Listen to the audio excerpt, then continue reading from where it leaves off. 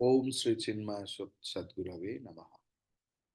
बुद्धि युक्तो जहातीह उभे सुकृत दुष्कृते तस्मात् योगाय युज्यस्व योगः कर्मसु कौशलम।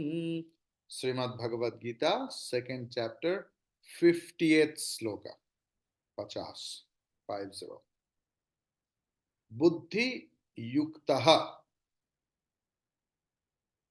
बुद्धि युक्तः मीन्स पिछले दो श्लोकों में हम लोग इसके ऊपर चर्चा कर रहे हैं। यहाँ बुद्धि युक्त मतलब ऐसे नहीं कि बुद्धिमान सिर्फ हम लोग बोलते हैं ना, एकदम निर्बोध है। इधर बुद्धि युक्त मीन्स निष्काम कर्म योगी।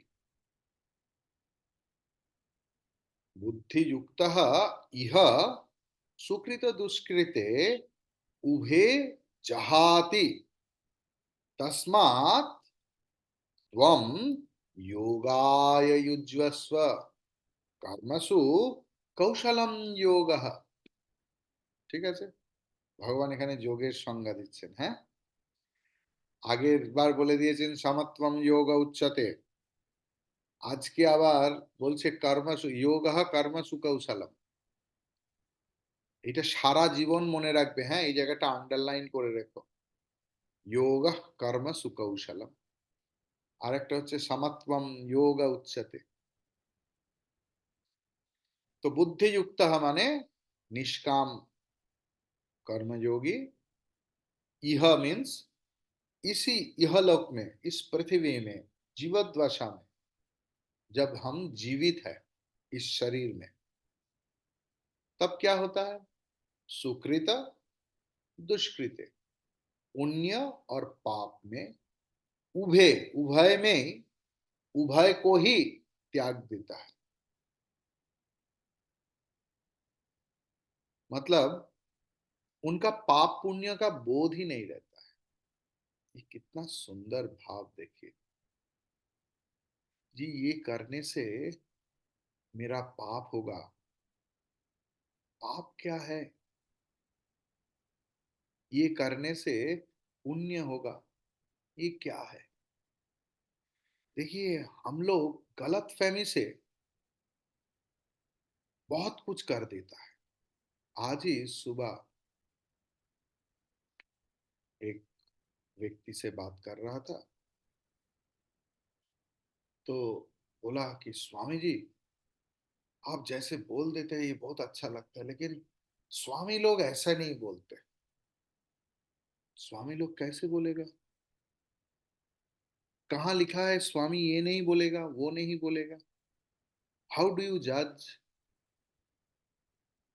What do you know about a swami? স্বামীরা এটা খাবে না, ওটা খাবে না, সেটা করবে না। I'm not insisting Swamis. Please don't misunderstand me. I'm trying to correct your thought process. पाप पुण्य का बोध कहां से आया? जब भगवान की सिर दर्द हुआ तो वैद्यराज ने बताया कि पैर का धूल लगाने से सिर दर्द ठीक हो सकता है। देवी देवता मुनि ऋषि योगी सिद्ध गंधर्व सबके पास किया, कोई नहीं दिया। तो तुम पागल हो गया है? मेरा पैर का धूल भगवान के सिर में, मैं और कितना पाप करूंगा? मैं तो नरक की इतना तौल में जाऊंगा कि संसार विलुप्त हो जाएगा। ये कली खत्म हो जाएगा, सत्य खत्म हो जाएगा, त्रेता खत्म हो जाएगा, दापर खत्म, चारों युग खत्म हो जाएगा, लेकिन मैं नरक से निकाल नहीं पाऊंगा इतनी पाप से। लेकिन गोपियों ने बताया, ओ, मेरा पैर का धूल लगाने से भगवान का सिर दर्द ठीक हो जाएगा, ले जाओ, बस्ता लेके आओ। प्रेम। दे डोंट केयर फॉर पाप एंड पुण्य। जिनके अंदर में शुद्ध प्रेम की जागरण हुआ है, वो पाप और पुण्य की पार चला जाता है। असली जो प्रेमिक होता है ना, वो मुक्त होता है। बद्ध व्यक्ति पाप और पुण्य के बारे में सोचते हैं, क्योंकि पुण्य होता है सोने का जंजीर और पाप होता है लोहे का जंजीर। तो पाप और पुण्य, ये जो बोध, ये बंधन से आता है। जो व्यक्ति प्रेमी है, जिनके मन में भगवत प्रेम की, असली प्रेम की संचार हुआ है, जो लोग जिनका प्रेम दूसरे का प्रेम पाने का अपेक्षा नहीं रखता, जो व्यक्ति दूसरे के लिए अपने जिंदगी को कुर्बान कर सकते हैं, वही प्रेमिक है। Oh he is liberal and he is the liberated one. महान स्वामी विवेकानंद टोल्ड, हे भगवान, আমার শরীরকে টুকরো টুকরো করে কেটে খাইয়ে দিতে চাই আমি, যাতে পৃথিবীর একটা কুকুরও না অভুক্ত থাকে। দেখুন একজন জ্ঞানীর কি হৃদয়, তুচ্ছ তার এই শরীর। जब स्वामी विवेकानंद ने अपना शरीर छोड़ा, तब शशि महाराज को उन्होंने स्वप्न दे रहा है, शशि, इस शरीर को बेलूर मठ में थूक कर आया।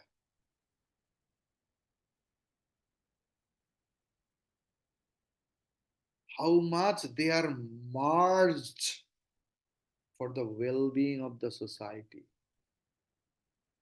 মানুষের ভালোর জন্য তাদের সব সময় প্রাণ কাঁদে। They are always in a prayer mode. They are always praying for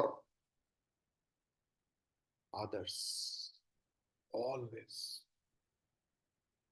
But at the same time, they are silent about their own relative. आप ज्ञानी का चरित्र देखिए। तो बुद्धि युक्त है जो, मतलब निष्काम कर्म योगी,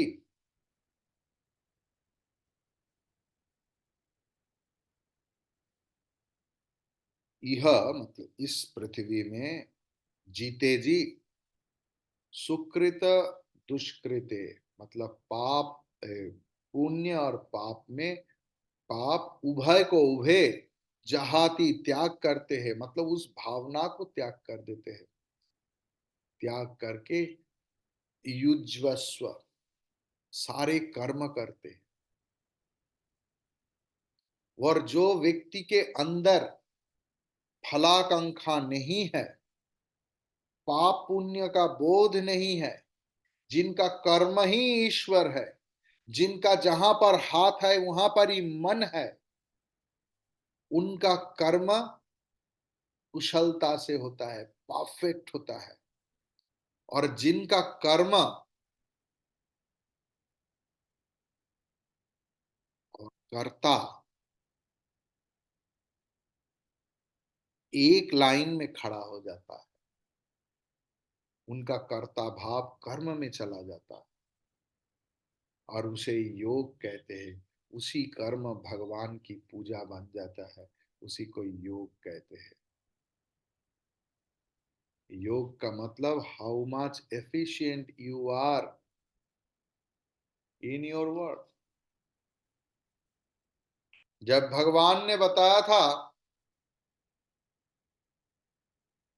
कि नारद तुम नहीं, वो देखो चाशी, वो मेरा सबसे बड़ा भगत। नारद का दुख हुआ कि मैं सा पूरा दिन भर नारायण नारायण नारायण नारायण कर रहा हूं, और मैं नहीं, भगवान बोल रहा है वो चासी, जो ब्राह्मण नहीं है, जो गृहस्थ है, जो पूरा दिन भर चाष करते हैं, अपना माँ बाप का सेवा करते हैं, उसके बाद बीवी बच्चों को टाइम देता है और बाद में भगवान को स्मरण लेता है, वही भगवान की आंख में सबसे बड़ा भक्त। तो भगवान ने नारद के हाथ में एक पात्र तेल से पूर्ण करके दिया और बोला, नारद जाओ, प्रदक्षिण करके आओ। नारद ने नारायण नारायण करके निकल तो पड़े, तो जब आ गया देखा एक बूंद भी तेल नहीं गिरा। अब देखो प्रभु, हाँ सच में। तो नारद कितने बार तुम मेरा नाम ले पाया? याद आया, बोला प्रभु एक बार भी नहीं। तो देखो,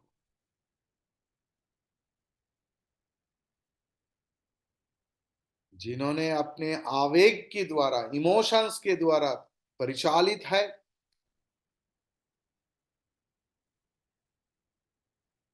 उनका कर्म में कभी कुशलता नहीं आती। लेकिन जिन्होंने अपने आवेग को जीत लिया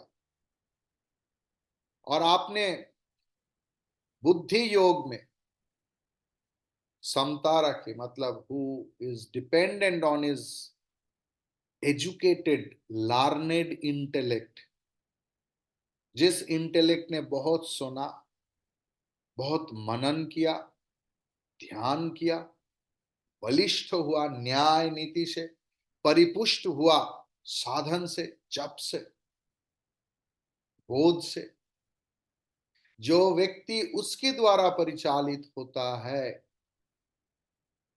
वो व्यक्ति अच्छा बुराई पाप पुण्य का जो गंडी है, जो बैरियर्स है, उसको पार हो जाता है। अच्छा और बुराई मन की अधीन है। पुण्य पाप वासना, पुण्य पाप जो होता है वो हमारा वासना या तो संस्कार की प्रतिक्रिया है। जो व्यक्ति अपने मन के साथ आइडेंटिफाइड नहीं है, तादात्म नहीं है, उन्होंने मन के साथ डुलते नहीं, हिलते नहीं, बाहर से कुछ भी आ जाए, जो बुद्धि योगी है उनका अवस्थान, उनका दृष्टि सुदूर प्रसारी है, बहुत दूर तक जाता है। वो व्यक्ति हर वक्त आत्मरमन में ही रत है, आत्मा और परमात्मा की मिलन रति चल रहा है उसके अंदर। वो व्यक्ति रति सुख ले रहा है 24/7। इसी को ही आत्म स्वरूप अनुभूति बोलते हैं।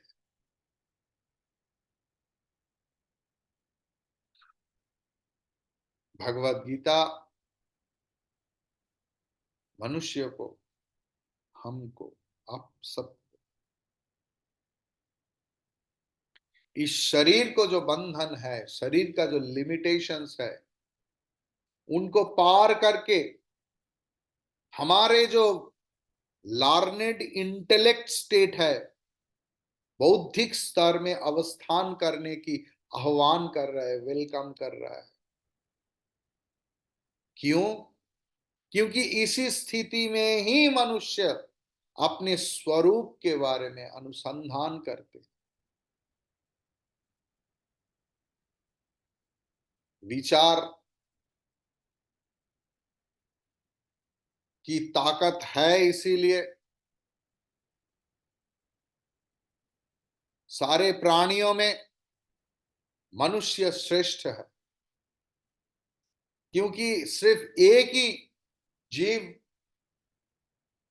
चैतन्य का चिंतन कर सकते हो है मनुष्य। लेकिन ताकत तो है, लेकिन आप अगर किया नहीं तो आप इस दोनों पैर, दोनों हाथ,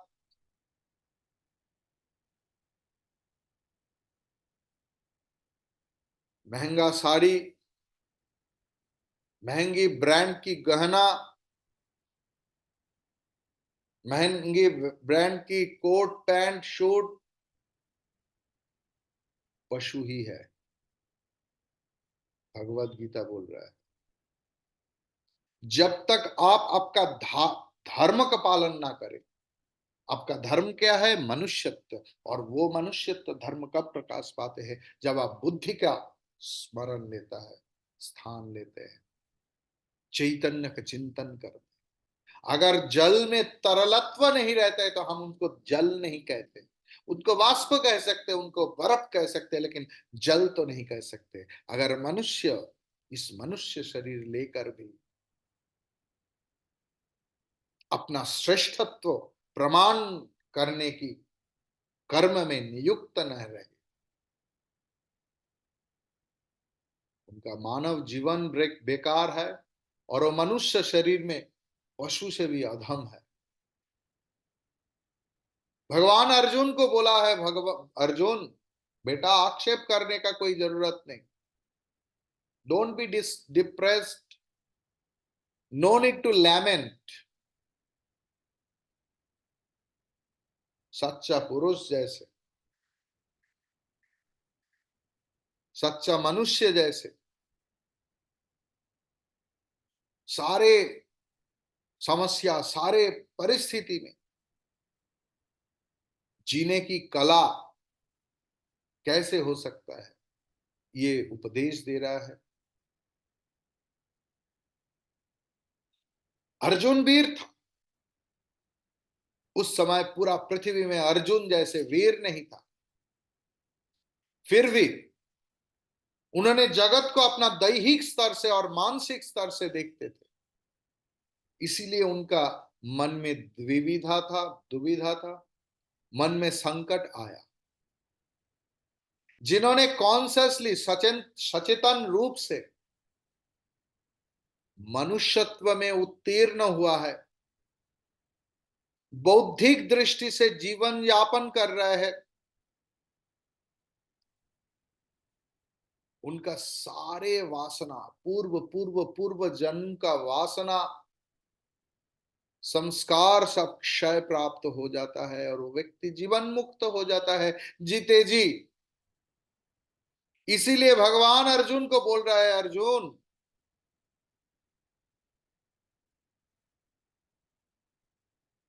तुम बुद्धि को आश्रय करो।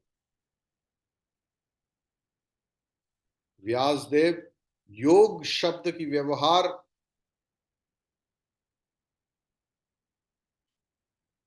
भिन्न रूप से यहां पर किया।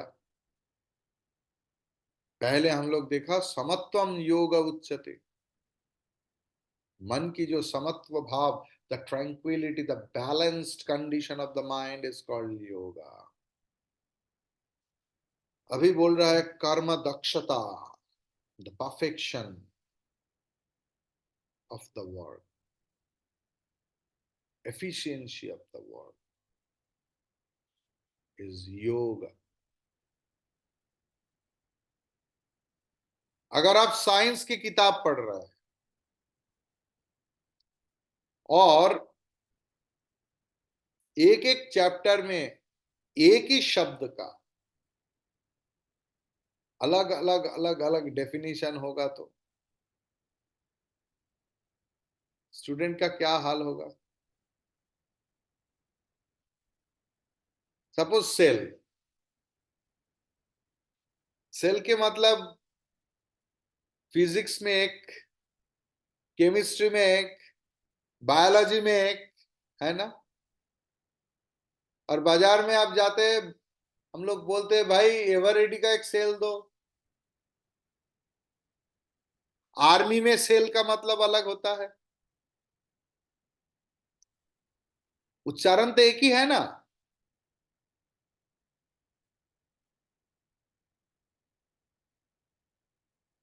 लेकिन अध्यात्म, लेकिन क्या होता है ना, चाहे वो युद्ध विज्ञान है, चाहे वो पदार्थ विज्ञान हो, चाहे वो जीव विज्ञान हो, जीव विज्ञान में सेल का डेफिनेशन हर चैप्टर में एक है। पदार्थ विद्या में सेल की डेफिनेशन जीव विद्या से अलग हो सकता है, लेकिन पूरा पदार्थ विज्ञान में सेल की डेफिनेशन एक ही होगा, है ना। लेकिन ये अध्यात्म विज्ञान में एक ही परिभाषा की भिन्न भिन्न डेफिनेशन क्या है। अगर हम लोग डेफिनेशन की ओर ठीक से नजर करो तो इनका पीछे जो रहस्य है वो खुल जाएगा, उनका समाधान हो जाएगा। पहले जो डेफिनेशन दिया था उसी को ही दूसरा तरीका से बताया भगवान, दूसरा कुछ नहीं बताया। नहीं तो मानसिक जो साम्यता है उनका अर्थ गलत हो जाएगा। अगर ऐसे होगा तो क्रियाशीलता की जो साम्यता है उनका भी डेफिनेशन गड़बड़ होता है। मतलब जो व्यक्ति पारदर्शी नहीं है, एफिशिएंट नहीं, उनका समत्व नहीं आ सकता है।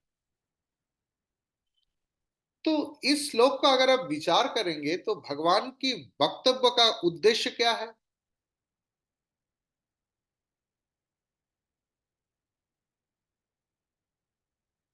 मतलब कोई भी व्यक्ति, आप मैं, जो व्यक्ति इनके बारे में सारे वासना, इसका ये होगा, और वासना की ये करने से बाद पीपल विल अप्रिशिएट मी, नहीं बाबा ये नहीं करूंगा, इनका ये पसंद नहीं। अगर चार व्यक्ति का चार पसंद है तो जो हायर स्टेटस में रहते हैं उनका पसंद का ज्यादा, इसे कर्म योग नहीं बोलते। हर कर्म का एक ढंग है। मन की भावना जब वासना मुक्त हो जाता है, the perfect, the person becomes most perfect, then he or she perform that things with a lot of love। जिन व्यक्ति के अंदर प्रेम हो गया है, ऐसा नहीं कि वो व्यक्ति गलत नहीं करेगा, क्योंकि गलती का हिसाब तो दूसरा पर्सपेक्टिव से होता है। ऐसे नहीं कि उनको कोई डांटेगा नहीं, डांटेगा भी। if he will accept it jovially, part of the game।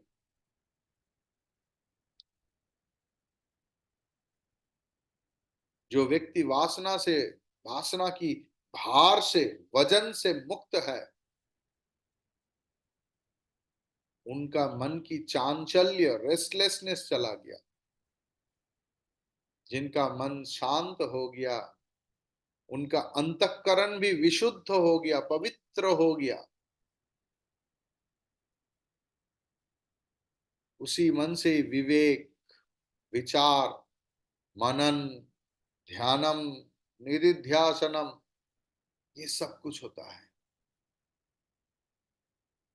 अगर आप कोई भी कर्म सुचारू रूप से वासना मुक्त होकर अगर कर सकते हैं, तब उस कर्म से आपका चित्त शुद्धि होता है, और उसी शुद्ध चित्त में ही ध्यान संभव है। और ध्यान होने से पहले आध्यात्मिक उपलब्धि, अनुभूति नहीं हो सकता है।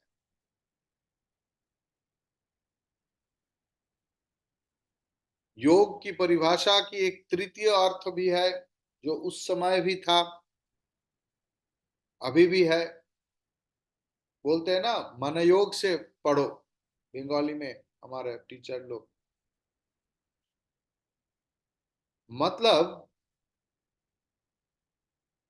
Dedicate your whole self, offer your self, निवेदित होकर काम करो, निवेदित होकर, ईश्वर में निवेदित प्राण होकर कर्म करो,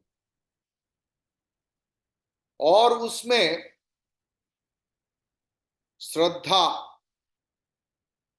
प्रीति, प्रेम की स्पर्श में छोटा सा कर्म शिल्प हो जाता है। ये जो इतना बड़ा बड़ा शिल्पी है, एक ही रंग, एक ही तूली, एक ही कैनवस में पेंट करते हैं। सब्जेक्ट मैटर भी वेरी सिंपल, लेकिन फिर भी वो शिल्प क्या क्यों है? क्योंकि वो प्रेम से किया, दिल से किया, दिल से कर्म होता है। आपको लगेगा कि पूर्व श्लोक के साथ इस श्लोक का संबंध क्या है? न पूर्व श्लोक में भगवान ने अर्जुन को समत्व योग की आश्रय ग्रहण की आदेश दे चुके हैं। अभी इस दो श्लोक में जिनके मन में ये समत्व आ गया है, जिनका बुद्धि में ये समत्व आ गया है, उसी व्यक्ति का प्रशंसा किया है। और अर्जुन को कर्मयोग अनुष्ठान में, मतलब निष्काम कर्म योग, निष्काम कर्म को ही कर्म योग बोलता है।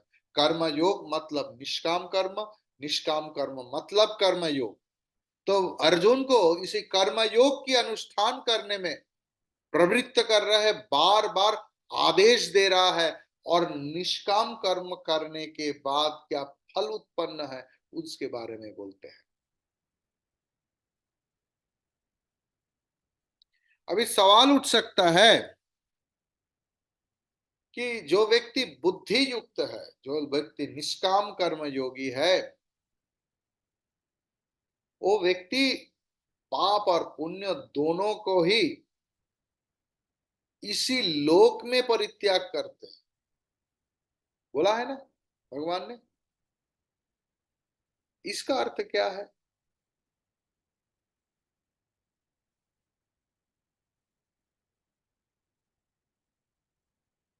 देखो, ये जहाती जो पद है ना, हा धातु, तो जहाती पद की अर्थ में हम लोग सुकृत और दुष्कृत, ये जो दोनों प्रकार की कर्म की स्वरूप, इनको परित्याग के बारे में हम लोग समझ लिया है।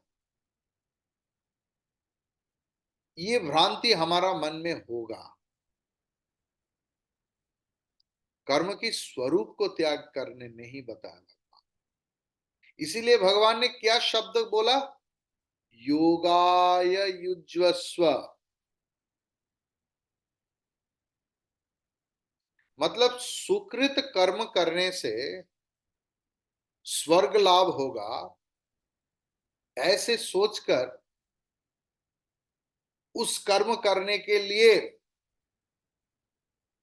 हमारा जो प्राण प्रण प्रवृत्ति और प्रचेष्टा, और उनका फल लाभ करने के लिए जो उदग्र आकांक्षा,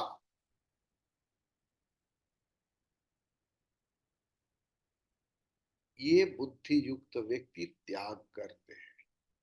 तो प्रेम से काम, मेरा कब स्वर्ग लाभ होगा और वहां पर मुझे क्या सेवा मिलेगा, ये सोचकर मैं आदमी को नहीं मारता, धर्म आचरण नहीं करता। और दुष्कृत कर्म करने से मेरा नरक फल होगा, ऐसा डर से कोई कर्म को छोड़ने के लिए व्याकुल भी नहीं हो जाते।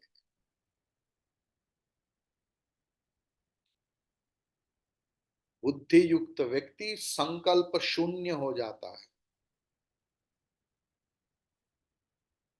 और सब कर्म को समान ज्ञान में, सारे कर्म एक ही है, इसी भावना से, इसी बोध से सबको आलिंगन करते हैं। पुण्य की प्रति प्रीति और पाप की प्रति घृणा उनका नहीं है। उनका ऊर्ध्व गति का आकांक्षा और अधोगति का डर नहीं है। उनके मन से द्वंद्व विभेद की जो सीमा है वो टूट गिरा है, टूट पड़ा। भगवान ने बताया है, हे अर्जुन, तुम वही मानसिक स्थिति लाभ करो, तुम योग युक्त बनो। युद्ध में क्षत्रिय की स्वधर्म पालन करने से जो सुकृति लाभ होता है, जिसमें से स्वर्ग लाभ होता है, वीर गति लाभ होता है, और उसमें वीर गति लाभ से ही मोक्ष, और गुरु या ब्राह्मण आदि को अगर तुमसे वध हो जाए तो इसमें पाप हो जाता है। ऐसे सवाल तुम्हारे मन में कभी ना आ सकते।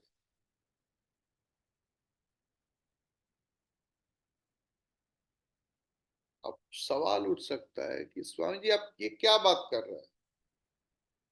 पहले तो बोल रहे थे वेद की कर्म कांड, कर्म योग, अब अभी अभी युद्ध के बारे में क्यों बोल दिया?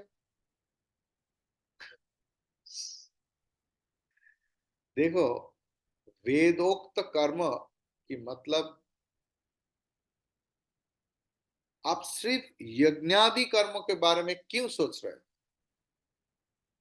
वेद तो वर्णाश्रम धर्म का भी बात करते हैं ना, तो यज्ञादि उनका अंतर्गत, युद्ध भी उनका ही अंतर्गत है ना, वो भी तो वेदोक्त कर्म है। क्लियर? अभी योग कर्मसु कौशलम, इसका थोड़ा, इसके ऊपर थोड़ा सा और चर्चा कर लेते हैं आपसे। निवेदन है, अगर आपके पास थोड़ा समय हो तो। देखो, कर्म करने से ही, अगर जो व्यक्ति कर्म कर रहे हैं प्रेम से या डर से, मतलब कर्म की फल की आकांक्षा में या डर से जो कर्म करते हैं, उस कर्म बंधन पैदा करते ही करते हैं। अवश्यम एव भोक्तव्यम कार्या कार्यम शुभाशुभम, है ना? अवश्य भोगना पड़ेगा आपको, कार्य और अकार्य, कार्य में शुभ फल, अकार्य में अशुभ फल। और वो नहीं, कर्म की बीज क्या है? कर्म की बीज संस्कार है। हमारे संस्कार के अनुसार ही तो हम लोग कर्म कर रहे हैं ना। हमारे संस्कार के अनुसार ही तो हम लोग क्लास भी सुनने आए हैं। किसी को लगता है आज गीता अगर नहीं सुनूंगा तो सुना सुना लगता है, किसी को लगता है चलो आज थोड़ा टाइम मिल गया है सुन लेता है। कोई कोई लोग नया जो आता है, अरे एक बार देख लेता है, ऐसे करके क्या हो रहा है।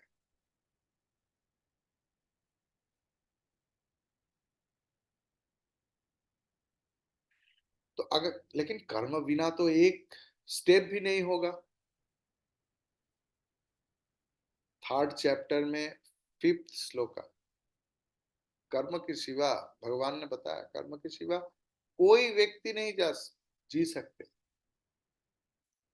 तो कर्म, एक तो संस्कार से उद्बुद्ध होकर कर्म करते हैं, और कर्म करते करते भी संस्कार पैदा हो जाता है।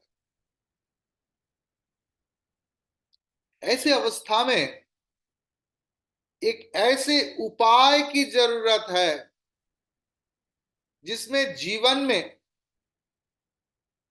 अनिवार्य जो कर्म चक्र है वो स्वाभाविक रूप से चलेगा, लेकिन उसमें से कोई भी प्रारब्ध, संस्कार रूपी बंधन कुछ नहीं होगा।